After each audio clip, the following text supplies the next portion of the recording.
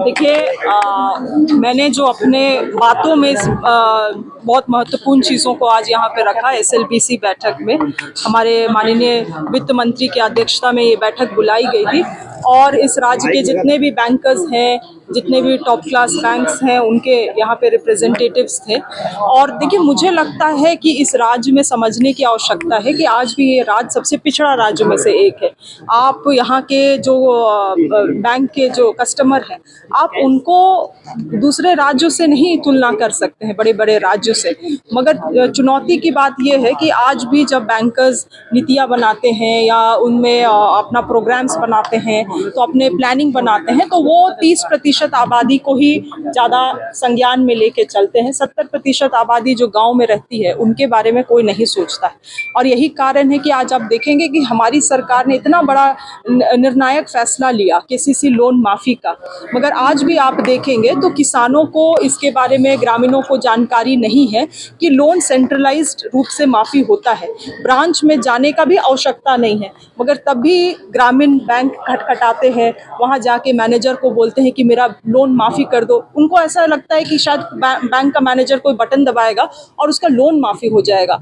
और इस चीज़ों का हम कुछ ऐसे बैंकर्स भी हैं जो फ़ायदा उठाते हैं, उनको डांट डपट के भगा देते हैं। तो बहुत इस तरह का शोषण जो है, क्योंकि हम लोग ज़मीन स्तर से जुड़े हुए लोग हैं, तो लगातार इसको हम लोग देखते हैं, अनुभव करते हैं। और जो बीसीज भी हैं, बैंक आज के दिन में ग्रामीण स्तर पे अपने बीसीज अपॉइंट किए हुए हैं, जिनका काम ही है कि वो ग्रामीण क्षेत्रों में जाके जो भी बैंक का खाता खुलवाना है, पैसा निकासी का काम है, छोटे छोटे चीज़ों से ग्रामीणों को मदद करें। मगर आज वैसे लोग भी, मैं सबके बारे में नहीं कहती हूँ, मगर कुछ लोग ऐसे हैं कि जो वसूली में निकल आए हैं।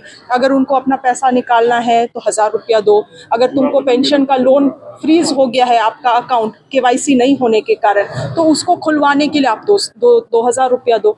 और इन सभी चीज़ों के कारण क्या होता है कि ग्रामीणों का भरोसा भी उठ जाता है।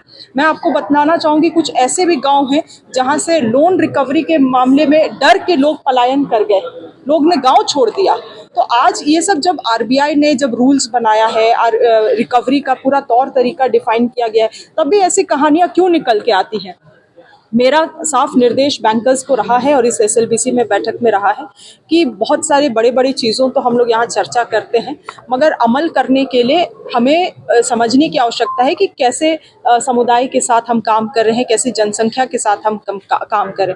आप देखेंगे हर एक एसएलबीसी बैठक में ये बात निकल के आती है कि सीएनटी एसपीटी कानून के कारण लैंड मॉर्गेज नहीं हो पाता है। तो इतने सारे दिमाग है, कुछ तो कम से कम एक ड्राफ्ट तो तैयार करें कि आज कैसे सीएनटी एसपीटी कानून के अंतर्गत आने वाले जमीनों को भी लोन दिया जा सकता है। अरे कुछ कोशिश तो करें हम लोग।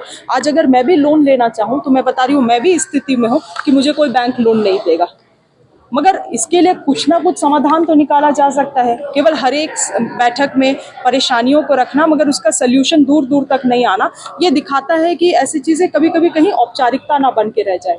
इसीलिए कुछ कड़े लफ्ज़ों में भी मैंने चीज़ों को कहा है, मगर अपनी जो जनता है, उनके दर्द को मैं आभास करती हूँ। इसीलिए इन बातों को आज इस बैठक में रखा गया है और निश्चित रूप से बहुत सकारात्मक रूप से लोगों ने इसको ग्रहण भी किया है और मैं आशा करती हूँ कि लोग इसमें ग्रामीण स्तर पर अमल भी होंगे। कुल मिलाकर कहा जाए कि ऐसी जो कार्यक्रम आयोजित होता है उसका असर या फायदा जो है आम लोगों को धरातल पर नहीं दिखता है। ईमानदारी से अगर एफर्ट करेंगे तो जरूर होगा। अब तक तो नहीं होता है, सब चीज़ों में तो नहीं करेंगे कि नहीं होता है, नहीं तो इस बैठक की तो आवश्यकता नहीं पड़ती। बहुत सारी चीज़ें निकल के भी आती हैं, मगर हाँ, जो ये बैठक हम सीख के जा रहे हैं उसको हम लोग ब्रांच तक, ब्रांच की जो स्टाफ है उन तक भी ट्रेनिंग पहुंचाने की आवश्यकता है।